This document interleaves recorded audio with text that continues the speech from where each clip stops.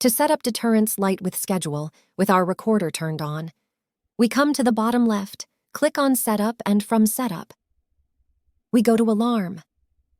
In Alarm, we scroll down and click on Deterrence. Now we can see which cameras have this deterrence feature. You can see we have only camera 2 and 5, which have the deterrence feature.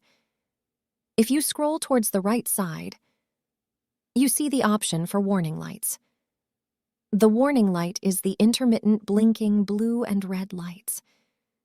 Let's say you want to activate the deterrence for channel 2. We'll select the warning lights and go into the schedule. Say we want to activate deterrence for motion, we'll turn on the switch.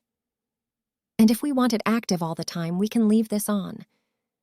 Click on Save, and once it is done saving, click on OK, and then click on Apply. Never forget to apply your settings when you're done. Now, when we go back to the live view, I will put my hand in front of the cameras. You're going to see the intermittent blinking blue and red deterrence lights. As you can see, immediately my hand motion was detected. The intermittent blinking red and blue lights showing that motion has been detected are activated.